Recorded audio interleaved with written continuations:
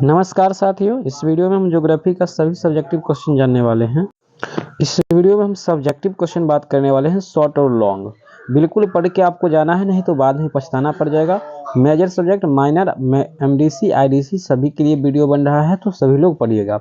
और आज जो है मेजर सब्जेक्ट का एग्जाम है, इसके लिए जो है विशेष क्वेश्चन यहाँ पे लग रहा है कि आउट होके ही आया है।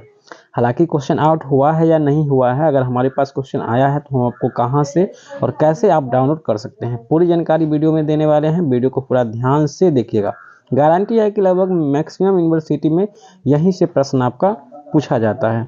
तो चलिए बिना समय गवाए एक एक प्रश्न को समझ लेते हैं। सबसे पहला जो प्रश्न आपके एग्जाम में आने की पूरी संभावना बना हुआ है, वायुमंडल से आप क्या समझते हैं। बिल्कुल रूप से पॉलिटिकल साइंस और हिस्ट्री की तरह बम्पर क्वेश्चन आपके एग्जाम में मिलने वाले हैं। जैसे कि उसमें 100 में 100% पॉलिटिकल साइंस में तो हूबहू बहुत सारा के सारा प्रश्न मिल गया था। हिस्ट्री में कुछ क्वेश्चन ऐसा भी था जो नहीं मिला था, लेकिन ज्योग्राफी में जो क्वेश्चन देने वाले हैं ये भी क्वेश्चन हूबहू आपके एग्जाम में मिलने वाली है। तो वायुमंडल से आप क्या समझते हैं, इसके बारे में हम लोग समझ लेते हैं। तो पृथ्वी के चारों ओर फैले हुए गैसीय आवरण को ही वायुमंडल कहा जाता है। यानी पृथ्वी के चारों ओर जो गैस का आवरण फैला हुआ है उसी को हम लोग एटमॉस्फेयर, इट मीन्स वायुमंडल कहते हैं। ठीक है। वास्तव में अंग्रेजी भाषा में इसको एटमॉस्फेयर कहते हैं, जो कि ग्रीक भाषा के एटॉम शब्द से बना है। एटॉम्सफेयर जो इंग्लिश में हम लोग बोलते हैं, ये एटॉम शब्द से बना है। और एटॉम्स का मतलब एक तरह से परमाणु होता है, जिसका अर्थ वाष्प होता है। हालांकि यहाँ पे एटमॉस का मतलब होता है, एटम मतलब होता है परमाणु, एटमॉस का मतलब होता है वाष्प, वेपर होता है। इस प्रकार वायुमंडलीय वास्तव में देखा जाए तो यहाँ पर वाष्प प्रदेश की एक रूप है। यह स्थल मंडल और जलमंडल की भांति पृथ्वी को घेरे हुए हैं। पृथ्वी की गुरुत्वाकर्षण शक्ति के कारण इससे अलग नहीं हो सकता है। और पृथ्वी के पर जो गुरुत्वाकर्षण बल होता है उसी वजह से ये जो है अलग नहीं हो सकता है वायुमंडल। ठीक है, इसके अंदर खिंचा हुआ है। ठीक है, तो पूरी जानकारी यहाँ से आप लोग प्राप्त कर सकते हैं। बाकी हम आगे विस्तार से आपको डायग्राम से समझाएंगे। परिभाषा, पृथ्वी के चारों रंगहीन, गंधहीन, स्वादहीन गैसों का आवरण को ही वायुमंडल कहते हैं। यह गतिशील, नमनशील और संपिंडीय होते हैं। संपिंडीय का मतलब होता है जो उड़ सकता है। ठीक है। कोप तथा डिलॉग के अनुसार वायुमंडल के विभिन्न प्रकार की गैसों का मिश्रण होता है, जैसे कि carbon dioxide, nitrogen gas, fluorine gas, ये सब गैस जो है वायुमंडल में है। वायुमंडल की परतों के बारे में हम लोग पढ़ेंगे। तो वायुमंडल में जो है मुख्यतः रूप से जो है देखा जाए तो 4 परतों में बटा हुआ है। ठीक है। पहला जो परत है आपका, वो है क्षोभ मंडल, ट्रोपोस्फियर। क्षोभ मंडल पृथ्वी की वायुमंडल की सबसे निचली परत है, जो धरातल से सटा हुआ है। यह लगभग 12 से 18 किलोमीटर तक ऊंचाई पर है। और इसी मंडल में जो भी है आंधी तूफान जो भी होता है, वर्षा वर्षा होता है, सब क्षोभ मंडल में ही होता है। ठीक है। क्षोभ मंडल से थोड़ा ऊपर उठेंगे हम लोग, तो हम लोग चलेंगे समताप मंडल में। ठीक है, स्ट्रेटोस्फेयर में। ये समताप मंडल होता है पृथ्वी से लगभग 50 किलोमीटर ऊपर होते हैं। और यहाँ पर जो है क्या होता है, यहीं पे जो है इसके समताप मंडल के ऊपरी परत में आयन मंडल पाया जाता है। ठीक है, आयन पाया जाता है, आयन मंडल या आयन की परत होती है। आयन का सूत्र जो होता है वो O3 होता है। आयन क्या करते हैं, सूर्य से आने वाले परावैंगनिक प्रकाश की किरण को पृथ्वी पर आने से रोकती है। यदि परावैंगनिक किरण पृथ्वी पर आ जाएगी तो यहाँ पे जिस भी भाग पे पड़ जाएगी, जिस भी क्षेत्र में पड़ेगी, वहाँ पे कैंसर हो जाएगी। ठीक है, तो समताप मंडल के बारे में थोड़ी सी डिटेल जानकारी आपको मिल गई है। ऐसा डायग्राम अगर वायुमंडल के बारे में पूछा जाता है तो आप अगर परीक्षा बनाते हैं तो 100% आपका एक भी नंबर नहीं कटेगा और थोड़ा सा भी वालवा का आपके नंबर के साथ नहीं किया जाएगा। मीजोस्फीयर अर्थात मध्य स्फीयर, मध्यमंडल। मीजोस्फीयर पृथ्वी की वायुमंडल की तीसरी परत होती है। यह पृथ्वी की सतह से लगभग 50 किलोमीटर से लेकर 85 किलोमीटर तक होती है। ठीक है, 85 किलोमीटर तक होती है। यहीं पर क्या, हालांकि समताप मंडल में ही क्या होता है, आपका हवाई जहाज भी चलता है, प्लेन। मीजोस्फीयर में क्या होता है, ये काफी ऊपर होता है, यहाँ पे तापमान जो है काफी ज्यादा होता है। फिर हम लोग चलेंगे अंतिम और लास्ट में वायुमंडल, जिसको हम लोग चौथा नंबर पे वायुमंडल है, जिसको हम थर्मोस्फीयर कहते हैं। थर्मोस्फीयर पृथ्वी की वायुमंडल की चौथी परत होती है। वायुमंडल को जो है 5 परतों में मुख्यतः रूप से बांटा गया है। ठीक है, थर्मोस्फीयर पृथ्वी के वायुमंडल की चौथी परत होती है, जो लगभग 85 किलोमीटर से ऊपर होती है। ठीक है, यानी 85 से ऊपर किलोमीटर हो जाती है। ठीक है, इसकी कोई स्पष्ट रूप से परिभाषा नहीं दिया गया है, कोई इसकी सीमा भी नहीं है। और वायुमंडल के बाद जो मंडल होता है उसको कहते हैं बहिष्मंडल कहते हैं, जिसको हम लोग एक्सोस्फीयर कहते हैं। ठीक है, एक्सोस्फीयर कहते हैं। वायुमंडल वायुमंडल की सबसे ऊपरी क्षेत्र है और धीरे धीरे अंतरिक्ष की निर्वातें परिवर्तित हो जाती हैं। यहीं पर जो होता है आपका क्या होता है, आयन मंडल होता है। ठीक है, आयन मंडल होता है, यानी यहाँ पर जो है आपका आयन मंडल, यहीं से जो भी बिजली उजली रेडियो चलता है सब यहीं से चलता है। और समताप मंडल में जो हमने जो बात किया था वहाँ पे ओजोन मंडल होता है, ठीक है। समताप मंडल के ऊपर में जो होता है ओजोन मंडल होता है, ठीक है। चलिए आगे बढ़ेंगे, अगला क्वेश्चन की ओर चलेंगे। चक्रवात। चक्रवात आपके एग्जाम में आने वाली क्वेश्चन है। चक्रवात क्या है, यह कितने प्रकार की होती है। तो चक्रवात जो है प्रायः अत्यधिक दूर तक जाने वाली भीषण तूफान होता है, यानी तूफान जब खतरनाक होता है, भयंकर तूफान को ही हम लोग चक्रवात कहते हैं। इनमें कम दबाव के शांत क्षेत्र शामिल होते हैं जिनके चारों ओर हवाएं चलती है। प्रभाव। भीषण चक्रवात बहुत ही विनाशकारी होते हैं। इनके निम्नलिखित प्रभाव हो सकते हैं, ठीक है। चक्रवात के बहुत ज़्यादा प्रभाव हो सकता है। भौतिक क्षति क्या होती है, तो भौतिक क्षति में जितना भी क्षति आप आंखों से देख सकते हैं वो सारा क्षति भौतिक क्षति हो जाता है। हवा की शक्ति, बाढ़ तूफान, लहरों का भूस्खलन कारण भवनों की क्षति अथवा नष्ट हो जाता है, यही सब आपका भौतिक जो है नुकसान है। बाढ़ रोकने वाले तत्वों का ये है, ठीक है। आगे बढ़ेंगे, अगला प्रश्न की ओर चलेंगे हम लोग। वायुमंडल से आप क्या समझते हैं, वायुदाब से आप क्या समझते हैं। अब जो क्वेश्चन है इसी को वायुदाब, इसमें आप ऊपर वाले आंसर को भी ऐड कर सकते हैं, दिक्कत नहीं होने वाली है। पृथ्वी के चारों ओर वायुमंडल फैला है जो अनेक गैसों से निर्मित हजारों किलोमीटर मोटा आवरण होता है। इसी गैसीय आवरण को वायुदाब कहते हैं, ठीक है। वायुमंडल ही एक तरह से वायुदाब हो जाता है यहाँ से, ठीक है। तो सारा बात जो हम उन्हें ऊपर में अभी समझाए हैं वही बात आप यहाँ पे लिख सकते हैं, दिक्कत नहीं होने वाली है, ठीक है। चलिए वायुदाब पेटियों की परिभाषित करें। वायुदाब पेटियों की परिभाषित करें। वायुदाब पेटियों की परिभाषित कैसे करनी है, द भूमंडल पर वायुदाब के कारकों के भिन्नता के कारण वायुदाब का विषम वितरण वाला स्वाभाविक अर्थात वायुदाब की 7 पेटियों के रूप में। यहाँ पर है, इसको समझ में आपको नहीं आ रहा होगा, ठीक है।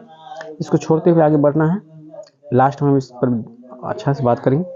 विषुवत रेखीय निम्न वायुदाब पेटी क्या है, तो विषुवत रेखीय उत्तर और दक्षिण अक्षांशों के मध्य एक ताप जनित पेटी होती है, ठीक है। इस क्वेश्चन को हम आगे जब समझेंगे इसमें समझेंगे। तो यहाँ पर जो होता है इसमें निम्न दाब होता है, बीच वाले होता है यहाँ पे निम्न दाब होता है, और यहाँ जो होता है यही उच्च दाब होता है, यही उच्च दाब की पेटियाँ कहलाती है, ठीक है।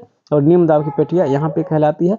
बीच में जो होता है इसको हम लोग भूमध्य रेखा कहते हैं और इसी को विषुवत रेखा कहते हैं। विषुवत रेखा पर क्या होता है, सालों भर जो है दिन रात बराबर होती है, इसीलिए हम इसको जो है विषुवत रेखा कहते हैं या भूमध्य रेखा बोलते हैं। यहाँ पे दाब क्या होता है, निम्न दाब होता है। चलिए आगे बढ़ेंगे, अगला प्रश्न करो। पवन को परिभाषित करें। पवन के वेग को प्रभावित करने वाले कारकों को लिखें। पवन और हवा एक ही होता है। धरातल के लगभग समांतर प्रवाहित होने वाली वायु को पवन कहते हैं, यानी धरातल के लगभग समांतर यानी धरती के समांतर जो हवा चलती है उसी को हम लोग पवन कहते हैं। चलने वाले वायु को पवन कहते हैं, हवा नहीं बोलेंगे, वायु को ही पवन कहते हैं, ठीक है। ट्रिवर्थ के शब्दों में पवन ऐसी गतिशील वायु है जिसकी दिशा अनिवार्य रूप से पृथ्वी तल के समांतर होती है। वियर्स के अनुसार पवन मात्र गतिशील वायु है जिसका मापन उसके क्षैतिज घटकों से किया जाता है। तो सभी साइंटिस्ट का मानना अलग अलग है, सभी का अपना अपना डिफिनीशन होता है, तो यहाँ पे घबराने की बात आपको नहीं है। हवा किस प्रकार गर्म होती है, यानी आपको यहाँ पे पवन किस प्रकार गर्म होती है ये बात भी आप लिख सकते थे। पर्वतों पर मैदानी की अपेक्षा तापमान कम होती है, क्यों। जब पृथ्वी की धरातल पर ताप सबसे बड़ा साधन सूर्य ही है, यानी पृथ्वी पर जो ताप का सबसे बड़ा साधन क्या है, सबसे बड़ा स्रोत क्या है, तो वो है आपका सूर्य। सूर्य में सबसे अधिक ताप होते हैं, परंतु वायुमंडल हवा सूर्य ताप अंशतः ही गर्म हो पाती है, लेकिन जो है वायुमंडल जो की हवा सूर्य के ताप से आधा गर्म हो पाती है। सूर्य ताप के सीधे संपर्क में आने वाले वायुमंडल हवा सूर्य ताप का केवल 15% शक्ति ही ग्रहण करती है, यानी जो सूर्य भगवान के ताप के लपेट में जितने भी हवाएं आती हैं वो सूर्य भगवान से 15% शक्ति प्राप्त कर लेती है, यानी उसका ऊर्जा यही ताप प्राप्त कर लेते हैं। तो भाई 15% कम मत समझिएगा, काफ़ी हो जाता है, ठीक है। इस तरह से स्पष्ट होगा। हम आपको टॉपिक थोड़ा समझा रहे हैं थोड़ा थोड़ा, ताकि आप थोड़ा थोड़ा भी आंसर लिख करके और उसी को रिपीटेशन करके आप परीक्षा में काफ़ी ज़्यादा लिख सकते हैं। परीक्षा में ज्वार भाटा जैसी क्वेश्चन आने की पूर्ण संभावना है, क्वेश्चन बीच से निकाल कर भी पूछ दिया जाता है, ठीक है। इससे थोड़ा डिटेल्स में जाके कुछ क्वेश्चन को आपको पढ़ लेना है। जलवायु विज्ञान का अर्थ और विषय के क्षेत्र में आपको क्या बताना है, चलिए आते हैं। तो चलिए जलवायु विज्ञान को परिभाषित कीजिए, इसके बारे में हम लोग पढ़ लेते हैं, समझ लेते हैं। तो जलवायु विज्ञान भौतिक पर्यावरण के विभिन्न घटकों में जलवायु का विशेष महत्व है। वास्तव में जलवायु ही प्रादेशिक विभिन्नता की कुंजी है। मानव और उसके भौतिक पर्यावरण के बीच होने वाली क्रियाएं एवं प्रतिक्रियाओं के विश्लेषण से यह स्पष्ट हो जाता है कि प्रत्येक मानव समुदाय का स्वरूप उसकी संस्कृति उस पर पड़ने वाली समग्र भौगोलिक प्रभावों का प्रतिफल है। पुनः इन भौगोलिकों को प्रभावित सूक्ष्म को यहाँ पे हम लोग को जलवायु विज्ञान किसे कहते हैं, इसको पहले समझना है। तो चलिए, जलवायु विज्ञान का परिभाषा यहाँ पे नहीं दिया गया है, तो हम लोग इसको बना लेते हैं। ठीक है, बोलेंगे विज्ञान की वह शाखा जिसके अंतर्गत जलवायु संबंधित घटनाओं के बारे में अध्ययन किया जाता है, उसी को जलवायु विज्ञान कहते हैं। सिंपल आपको लिखना है, विज्ञान की वह शाखा जिसके अंतर्गत जलवायु से संबंधित घटनाओं के बारे में अध्ययन की जाती है, उसी को हम लोग जलवायु विज्ञान कहते हैं। अपना मन से भी यहाँ पे आंसर आप लोग निकाल सकते हैं। ठीक है, काफ़ी आसान है, थोड़ा सा लॉजिक आपको लगाना है। वर्षा का वर्गीकरण करना है दोस्तों। वर्षा जो है क्या होता है, जब पानी की बूंद धरती पर गिरने लगती है, बादल से जब पानी की बूंद धरती पर गिरने लगती है, तो इसी को हम लोग बारिश कहते हैं। बारिश 3 प्रकार के होते हैं। पहला होता है संवहनीय वर्षा। ठीक है, दूसरा जो होता है वर्षा होता है वो होता है आपका चक्रवात वर्षा, और तीसरा जो होता है वो होता है आपका पर्वतीय वर्षा होता है। ठीक है, तो इस तरह से है वर्षा 3 प्रकार के होते हैं आपको। ठीक है, इस तीनों का नाम लिखना है। और संवहनीय वर्षा जो होता है ये हरे क्षेत्र में मैदानी भागों में होता है। चक्रवात वर्षा जो होता है ये होता है समुद्र के आसपास वाले हो इलाका, हालांकि सभी जगह आ सकते हैं, ऐसी बात नहीं है। और पर्वतीय वर्षा जो होता है पर्वत चोटी इलाके वाले में होता है। ठीक है, चलिए, संवहनीय वृष्टि यहाँ पे वर्षा का ही प्रकार दिया गया है। चलिए आगे बढ़ेंगे और डायरेक्ट टॉपिक वायुदाब से आपको हम ऊपर में ही समझा दिए थे। चक्रवात क्या है, इसके प्रकारों को चक्रवात हमने ऊपर में बता ही दिए थे आप लोग। भयंकर तूफान को ही चक्रवात बोला जाता है। ठीक है, या इसके प्रकारों के बारे में हम लोग समझना था, इसके प्रकार को हम लोग समझ लेते हैं। तो चक्रवातों के प्रकार, भूतल के विभिन्न क्षेत्रों में प्रभावित चक्रवातों को निम्न 2 भागों में बांटा गया है। शीतोष्ण कटिबंधीय या मध्य अक्षांशीय चक्रवात, जिसको हम लोग गत चक्र के नाम से जानते हैं। यहाँ पे क्वेश्चन गत चक्र क्या होता है ये भी दे सकता है क्वेश्चन। गत चक्र क्या होता है यहाँ से आप पढ़ लीजिएगा। शीतोष्ण या मध्य अक्षांशीय का प्रभाव सामान्यतः 35 डिग्री से 65 उत्तरी और दक्षिण अक्षांश से मध्य रहता है। इसको हम लोग जो है फिगर से यानी समझेंगे तो अच्छी तरह समझ में आ जाएगा। ठीक है, तो फिगर हम लोग के साथ। प्रति चक्रवात किसे कहते हैं, चक्रवात 2 प्रकार का होता है, जिससे प्रति चक्रवात है। तो यहाँ से प्रति चक्रवात भी आपसे क्वेश्चन पूछा जा सकता है। प्रति चक्रवात में चक्रवात के ठीक विपरीत स्थिति पाई जाती है, यानी चक्रवात में जो होता है भयंकर तूफान उसके उल्टा होता है। इसके बीच में क्या होता है, उच्च वायुदाब होता है, एवं थोड़ी थोड़ी दूर पर ही 3-4 समदाब रेखाएं अंडाकार या वी आकार का क्षेत्र घेरे रहती है, अतः प्रति चक्रवात समदाब रेखाओं का अंडाकार व्यवस्था है। ठीक है, चलिए इस क्वेश्चन को उतना अच्छा से नहीं समझा पाए। हिंद महासागर का निचला, हाँ ये क्वेश्चन को समझना बहुत जरूरी है, बहुत ज़्यादा इंपॉर्टेंट क्वेश्चन है। हिंद महासागर या प्रशांत महासागर, सबसे बड़ा महासागर है प्रशांत महासागर, और सबसे छोटा जो है वो आपका और अटलांटिक शायद महासागर है। ठीक है, इसको ध्यान रखना है। हिंद महासागर, प्रशांत महासागर तो यहाँ पे बड़ा है।